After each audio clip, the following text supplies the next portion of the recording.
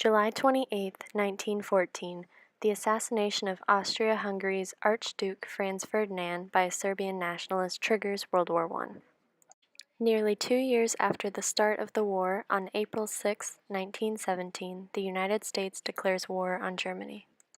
After U.S. involvement, the growing anti-German sentiment within the nation skyrockets as the government begins to use anti-German imagery as propaganda. In May of 1917, 1 month after U.S. entry, Iowa Governor William L. Harding created the Iowa State Council of Defense. The council's mission was to coordinate Iowa's support for the war. Under this mission, the councils took it upon themselves to rid the state of Iowa from any and all aspects of German identity, culture, and most aggressively, language. On November 23, 1917, the State Council held a meeting to discuss German language instruction in Iowa public schools. The council under Governor Harding ruled that the public schools of Iowa, supported by public taxation, should discontinue the teaching of the German language. They reasoned that there was less commercial demand for German than any other foreign language. The council also determined that it would be unpatriotic to continue to teach German during the war. Members of the council justified their ruling by saying, "The action taken was not from prejudice against any language or any number of people." That being said, this ruling by the State Council of Defense stood in clear violation of the First Amendment. On January 19, 1918, a Dr. H. L. Avery drafted a letter to Herbert J. Metcalf. Metcalf was the presiding head of the Des Moines Council of Defense and was largely involved in the eradication of the German language from the public sector. Metcalf had asked Dr. Avery on the 15th of January 1918 to investigate a school in Sanborn, Iowa. The Des Moines Council of Defense worried that the Sanborn school was holding classes in German and teaching German culture. Dr. Avery investigated the school as Metcalf ordered and stated that, "I found that it was not a German school at all, but one that teaches Holland." Dr. Avery continues to suggest that he wishes he had the right to close every German school in this county, regardless of what they teach. They will claim that they are teaching religion, and believe me, this religion is the same as the Kaiser has taught for years. The usage of the word Kaiser proves that Dr. Avery, like many Americans at this time, saw all German American immigrants as an enemy or a threat to patriotism.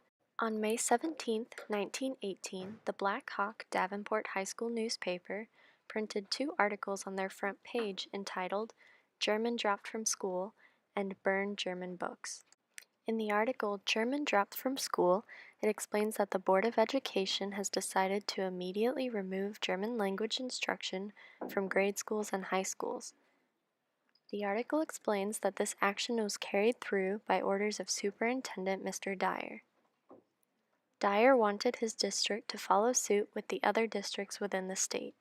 The announcement was made in the Davenport Auditorium a few days prior to this article and was met with applause and enthusiasm, especially by those taking German. The article on burning German books details an event that occurred at Davenport High School following the Board of Education's decision. The article describes the scene of 50-some-odd German students gathered around a fire pit where they had tossed their German textbooks. The article explains that the gathered students were relieved to be rid of the books that had caused them so much pain over the past year. They watched the books burn without a sob. The article concludes that the job was clean and that there is not a single German book left. By May of 1918, the anti-German sentiment, compounded with a growing sense of xenophobia, resulted in the Iowa legislature under Governor William L. Harding passing the Babel Proclamation on May 23rd, a mandate that would make all usage of foreign languages other than English, illegal. The proclamation instructed, first, English should and must be the only medium of instruction in public, private, denominational, or other similar schools. Second, conversation in public places, on trains, and over the telephone should be in the English language.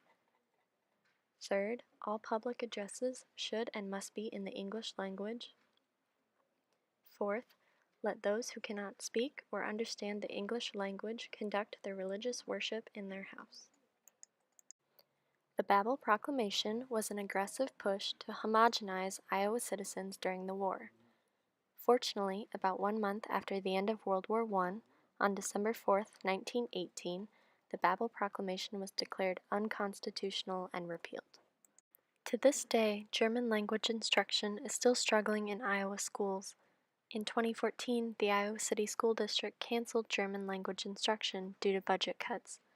While the issues today have little to do with an anti-German sentiment or a world at war, they still pose a threat to German culture and identity. Iowa is founded on a long history of hardworking German-American immigrants. To cut German instruction from schools is to cut a large part of Iowan history.